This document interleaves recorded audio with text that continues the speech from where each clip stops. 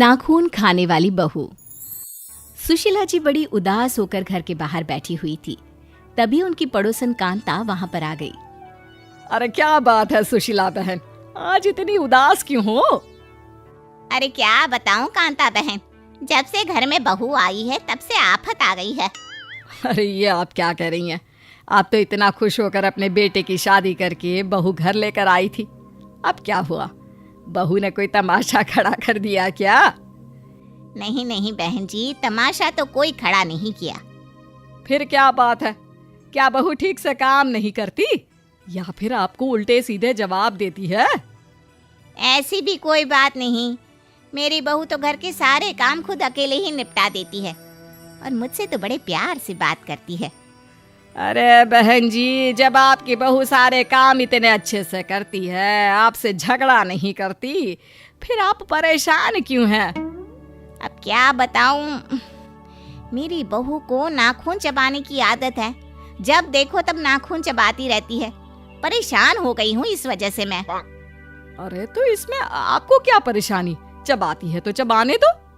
अरे बहन जी, शर्म आती है।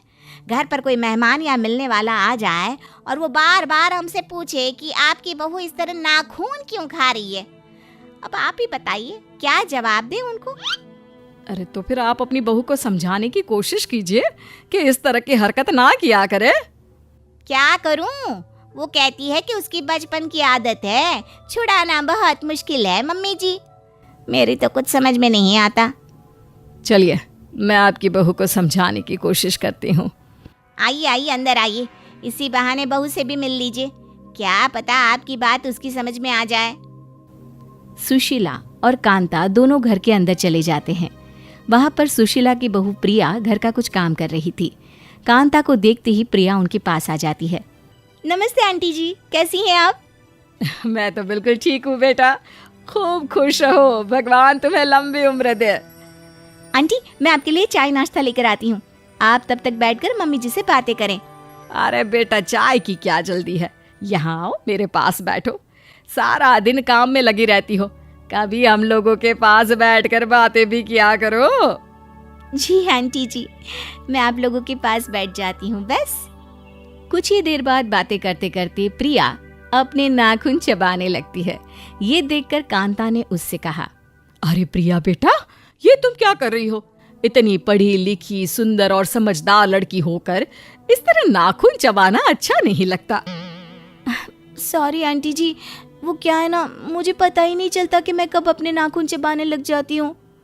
अरे जरा दिखाओ तो तुम्हारे नाखून। ये देखिए। देखा आपने, प्रिया ने अपने नाखून चबा चबा कर पूरी तरह गायब कर दिए हैं। अब कौन समझाए इसे? अरे कोई बात नहीं, लेकिन बेटा तुम्हें इस तरह नाखून नहीं खाने चाहिए। देखो, अगर तुम इस तरह की कोई भी हरकत करोगी ना, तो कोई तुम्हारी अच्छाइयों को नहीं देखेगा, सब तुम्हारा मजाक बनाएंगे। आपकी बात सही है आंटी, लेकिन मैं क्या करूं? मेरा अपनी इस आदत पर बिल्कुल कंट्रोल नहीं है। लेकिन बेटा, मैंने भी तुम्हें कितनी बार कहा है, तुम्हें कोशिश तो करनी चाहिए ना। अच्छा, कोई बात नहीं प्रिया, कल मेरे घर पर छोटी सी पूजा है, मोहल्ले की कुछ औरतें भी वहां पर आएंगी। मैं चाहती हूँ तुम भी हमारे घर आओ। जी बिल्कुल, मैं मम्मी जी के साथ आपके घर जरूर आऊंगी। अगले दिन सुशीला जी अपनी बहू प्रिया के साथ कांता के घर पूजा करने के लिए जाती हैं। प्रिया मोहल्ले की औरतों के साथ बैठी हुई थी।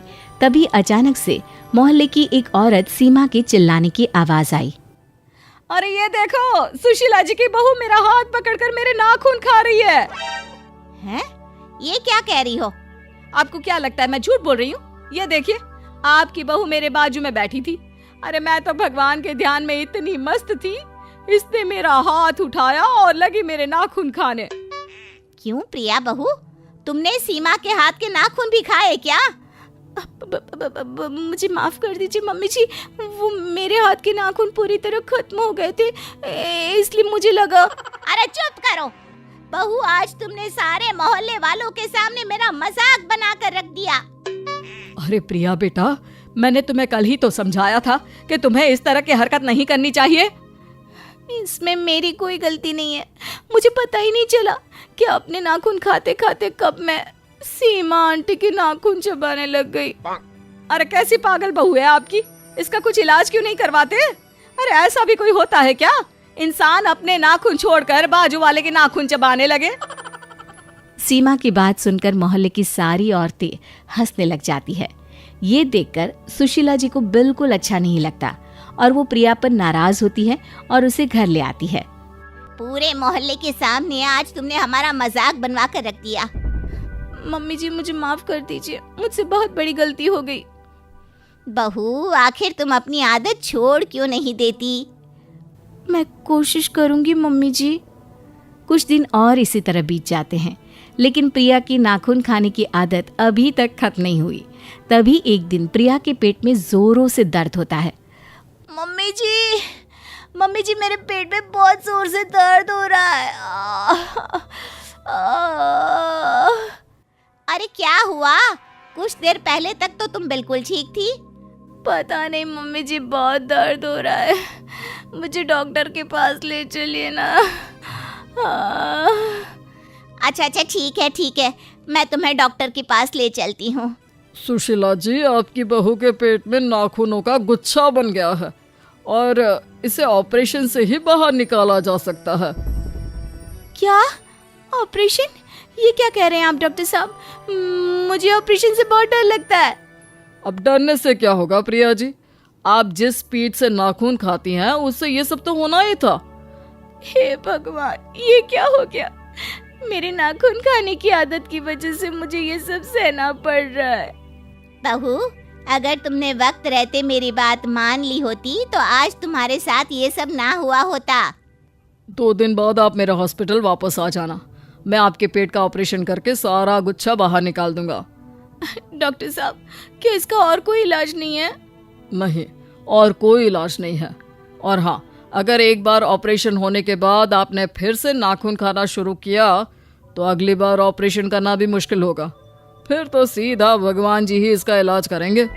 नहीं डॉक्टर साहब, मुझे इतनी जल्दी भगवान के पास नहीं जाना। 2 दिन के बाद सुशीला जी अपनी बहू प्रिया को डॉक्टर के पास लेकर जाती है।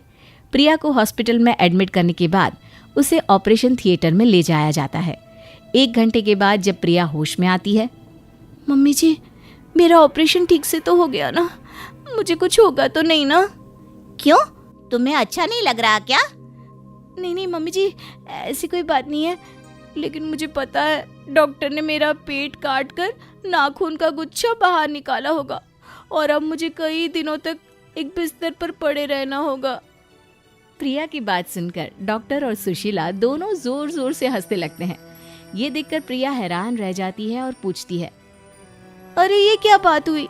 मेरा ऑपरेशन हुआ है और आप लोगों को हंसी आ रही है।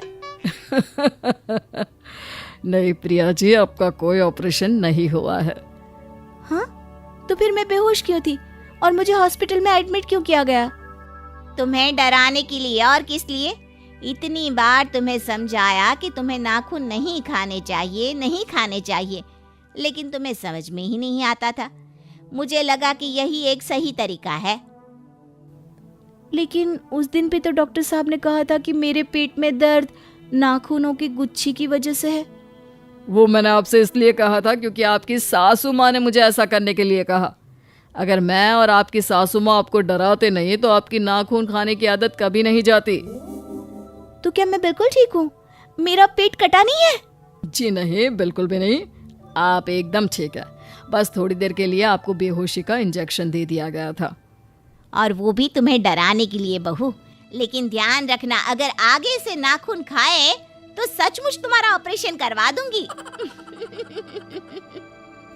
अपनी सास की बात सुनकर प्रिया जोर जोर से हंसने लगी और साथ ही उसने मन ही मन ये निश्चित भी कर लिया था कि वो कभी अपने या किसी और की नाखून नहीं खाएगी।